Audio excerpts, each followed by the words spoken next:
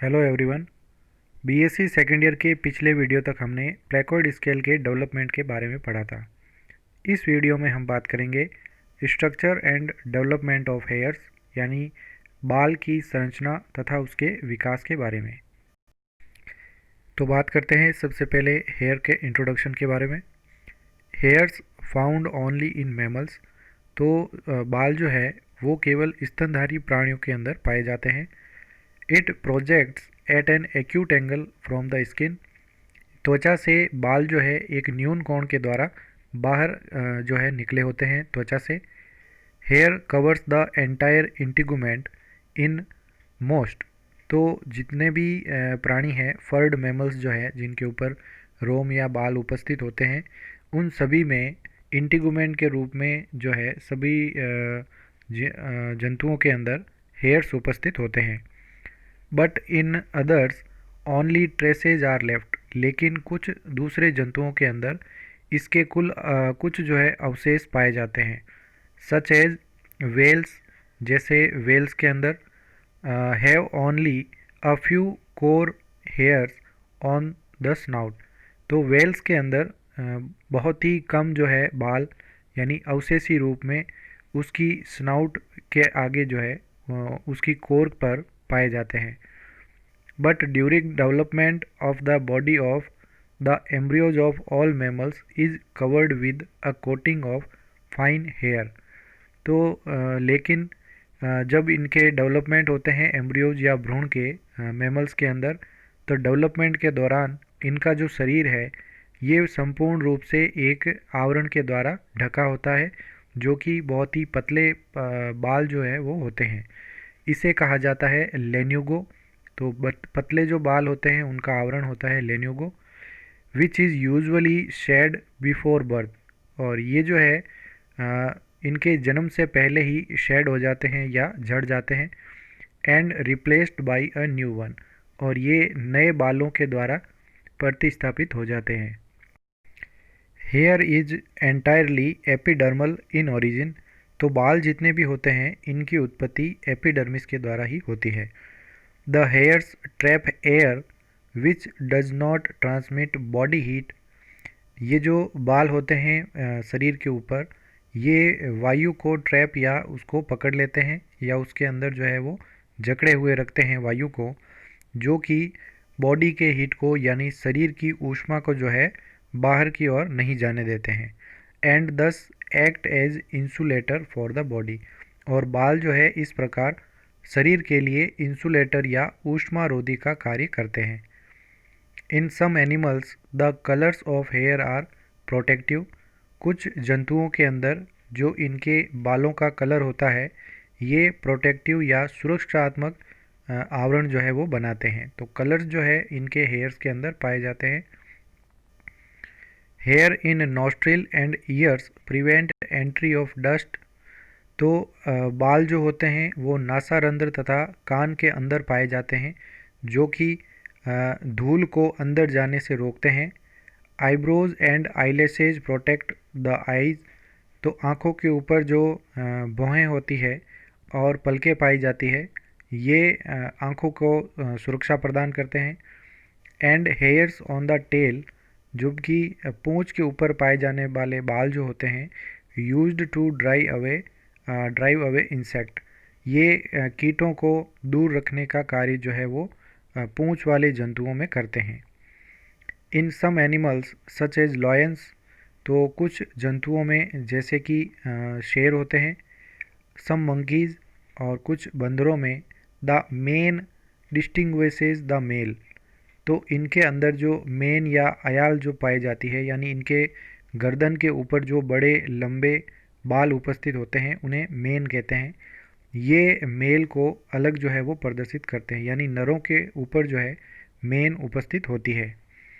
Hairs are also modified in spines. तो बाल जो है ये रूपांतरित भी होते हैं कंटिकाओं के अंदर, शल्कों के अंदर, सींगों के अंदर और दूसरे संरचनाओं के अंदर भी ये रूपांतरित हो सकते हैं इन सम मैमल्स। तो कुछ जंतुओं में ऐसा देखने को मिलता है। अब बात करते हैं स्ट्रक्चर ऑफ हेयर या बाल की संरचना के बारे में। Hairs are not modified scales but are new outgrowths of the epidermis only.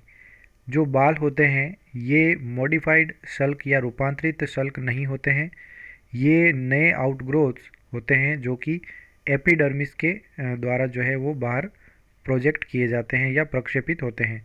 तो ये एपिडर्मिस के द्वारा बनते हैं। A hair has an upper projecting shaft. तो बाल के अंदर बाहर निकला हुआ एक शाफ्ट होता है। And a lower root lying in a hair follicle. और इसमें एक नीचे जड़ पाई जाती है जो कि हेयर फॉलिकल के अंदर होती है या बाल पुटक के अंदर पाई जाती है। Which is a shrunken pit in the dermis. जो कि एक इसमें डर्मिस के अंदर या चर्म के अंदर एक गड्ढा उपस्थित होता है जो कि श्रंक होता है या सिकुड़ा हुआ गड्ढा उपस्थित होता है। तो ये हेयर फॉलिकल जो है डर्मिस के अंदर पाया जाता है। The shaft is made of only dead keratinised cell. अब ये जो शाफ्ट होता है यानी बाहर निकला हुआ जो संपूर्ण भाग है ये मृत तथा किरेटिनीकृत कोशिकाओं के द्वारा बना हुआ होता है।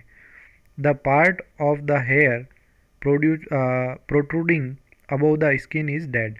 तो जो बाल का भाग होता है जो त्वचा से बाहर की ओर निकला होता है वह पूर्णतया मृत जो है वो होता है। At the base of the follicle. तो पुट्टक के आधार में the root is expanded into a bulb. तो इनकी जो जड़ होती है वो एक बल्ब के अंदर या कोश के अंदर फैली हुई होती है। And outgrowth of the hair takes place only in the root. और जो ग्रोथ होती है हेयर की वो केवल इसके रूट के अंदर या जड़ के अंदर ही पाई जाती है। Where the cells of the Malpighian layers divided actively. और यहाँ जड़ों के अंदर क्या होता है कि यहाँ पर जो मेलपीगी परत होती है इनकी कोशिकाएं सक्रिय रूप से अत्यधिक तेजी से डिवाइड या विभाजित होती है जिसके कारण ही बाल की वृद्धि जो है वो पाई जाती है। Below the bulb.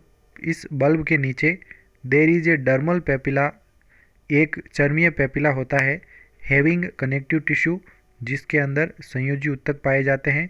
And blood vessels यानी रक्त वाहिनियाँ भी इनमें उपस्थित होती है। It nourishes the hair.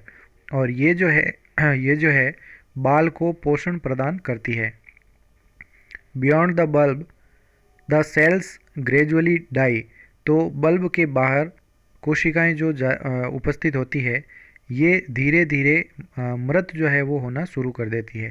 तो इस बल्ब से बाहर निकलते ही कोशिकाएं मृत होना प्रारंभ कर देती है। So that the shaft is made. और इसके कारण ही जो बाल का बाहर का भाग जो दिखाई देता है जिसे शाफ्ट कहते हैं वो इन कोशिकाओं के मरने के कारण जो है बनता है। Of dead cornified cells. और ये मृत जो है वो श्रृंगीभूत कोशिकाएं होती है। The hair shaft has an external cuticle of transparent overlapping cells. अब ये जो हेयर का शाफ्ट होता है जो बाहर निकला हुआ भाग इसके ऊपर एक एक्सटर्नल या बाहरी क्यूटिकल पाया जाता है जो कि ट्रांसपेरेंट होता है यानी पारदर्शी ओवरलैपिंग या परस्पर छादी कोशिकाओं के द्वारा बना हुआ एक भाग होता है। Which have lost their nuclei. इन कोशिकाओं के अंदर न्यूक्लियाई या केंद्रक जो है वो नहीं होता है। Inside the cuticle is a cortex. और ये क्यूटिकल के अंदर जो है एक भाग होता है जिसे कॉर्टेक्स कहा जाता है। ये होता है मिडल पार्ट ऑफ हेयर। तो बाल का मध्य भाग जो है उसे कॉर्टेक्स कहा जाता है। Containing shrunken cells. इसके अंदर सिकुड़ी हुई कोशिकाएं होती है। एंड पिगमेंट्स और रंजक इनके अंदर पाए जाते हैं। And a central core. और एक इनमें मध्य कोर होती है या इसे कहते हैं मेडुला। तो इनमें बाहर जो है मध्य में बाहर की ओर मेडुला भाग भी होता है। Having air spaces. और इस मेडुला भाग के अंदर वायु कोश या वायु के लिए स्थान जो है वो उपस्थित रहता है। In the follicle the hair root is surrounded by 2 layers. अब जो फॉलिकल के अंदर हेयर रूट होती है या जड़ पाई जाती है ये 2 परतों के द्वारा घिरी होती है। द हेयर शीथ सेल्स, जो कि ये होती हैं बाल के आवरण कोशिकाएं, बाल की आवरण कोशिकाएं, forming an outer and inner root sheaths, और इसके द्वारा जो है जड़ के बाहर और एक अंदर जो है रूट शीथ या जड़ का आवरण बनाते हैं। They do not extend beyond the follicle, और ये जो रूट शीथ होती है ये फॉलिकल यानी पुट्टक से बाहर की ओर नहीं जाती है, ये उसके अंदर ही पाए जाते हैं। अ सिबेसियस ग्लैंड यानी एक वसीय ग्रंथि opens into the upper part of the hair follicle for oiling the hair, तो ये जो पुट्टक होता है उसके एक ऊपर के भाग में एक वसीय ग्रंथि या सिबेसियस ग्लैंड जो है वो खुलती है, और ये जो है हेयर को ऑयलिंग का कार्य करती है, यानी बाल के जड़ में जो है वो तेल उपस्थित हो, इसके लिए ये वसीय ग्रंथि पाई जाती है। एन एरेक्टर पिलाई muscle composed of smooth fibres, एक एरेक्टर पिलाई मसल्स होती है जो कि बनी होती है चिकने जो है तंतुओं के द्वारा। Extend from the upper part of dermis, ये फैली होती है डर्मिस के ऊपरी भाग से, टू द बेसल पार्ट, तो ऊपरी भाग से इसके आधारी भाग तक जो है वो ये तंतु फैले होते हैं ऑफ द हेयर फॉलिकल, यानी पुट्टक के अंदर ये इस प्रकार के स्मूथ फाइबर्स जो है वो फैले होते हैं, और इनके अंदर जो एरेक्टर पिलाई जो है मसल्स या पेशी उपस्थित होती है। It pulls the hair base, ये बाल के जो आधार होता है उसको ये खींचती है। Causing the hair to stand, जिससे बाल जो है वो खड़ी अवस्था में आ जाते हैं। When an animal is faced with danger, जब एनिमल या जंतु जो है किसी डेंजर या खतरे में जब आता है तो उसके शरीर के ऊपर जो बाल होते हैं वो खड़े हो जाते हैं, तो इसका जो कारण है वो है एरेक्टर पिलाई मसल, इसी के कारण जो है ये बाल खड़े होते हैं। Hair does not project vertically, तो बाल जो है ये बाहर की ओर ऊर्ध्वाधर रूप से यानी 90 डिग्री के कोण पर नहीं निकले हुए होते हैं, but at an acute angle from the skin, और ये त्वचा से एक न्यून कोण की ओर, यानी कि ये सीधे बाहर की ओर नहीं होते हैं, ये एक एक्यूट एंगल से ही बाहर की ओर निकले होते हैं, ये इसमें सीधे समकोण में ये नहीं पाए जाते हैं। तो इसमें जो ये पहला डायग्राम है ये त्वचा के अंदर बाल जो है किस प्रकार से अंदर की ओर लगा होता है हेयर फॉलिकल के अंदर, ये प्रदर्शित करता है। तो हेयर की जो फॉलिकल या जो ये पुट्टक है इसके अंदर ये जो कंप्लीट भाग है ये इसकी जड़ या रूट कहलाती है। ब्लड वेसल्स की जो सप्लाई है वो इसके रूट के अंदर पाई जाती है। कॉर्टेक्स भाग जो होता है ये हेयर का बाहरी भाग होता है, और मेडुला भाग जो है वो इसका मध्य भाग पाया जाता है, और ये जो है हेयर फॉलिकल कहलाता है। और ये बाहर निकला हुआ भाग जो है इसे शाफ्ट कहा जाता है, तो बाल का जितना भी भाग त्वचा से बाहर होता है उसे शाफ्ट कहा जाता है, और यहाँ पर इसके ऊपरी भाग में सिबेसियस ग्लैंड उपस्थित होती है जो कि इसको ऑयलिंग का कार्य करती है। दूसरे डायग्राम के अंदर हम देख सकते हैं कि ये जो बाल का टीएस है, टीएस काटने पर इसमें एक मेड्युलरी एक्सिस या मध्य जो अक्ष है उपस्थित होती है, और ये जो है कंप्लीट भाग मेड्युलरी एक्सिस कहलाता है। इसके बाहर का भाग जो है ये भाग कॉर्टेक्स कहलाता है, और कॉर्टेक्स के ऊपर जो है तीसरा परत इसके ऊपर होती है जिसे क्यूटिकल कहा जाता है। तो अगर इसको लॉन्गिट्यूडनल सेक्शन में इसको देखें बाल को, तो ये इस प्रकार के कुछ प्रोजेक्शंस के द्वारा जो है वो दिखाई देते हैं जिन्हें स्केली क्यूटिकल कहा जाता है, और ये इसके ऊपर धीरे धीरे अरेंज रहते हैं। तो ये माइक्रोस्कोप के अंदर देखने से बाल की जो सतह है वो इस प्रकार से हमें दिखाई देती है। Thank you so much. अगले वीडियो में हम हेयर के डेवलपमेंट के बारे में पढ़ेंगे।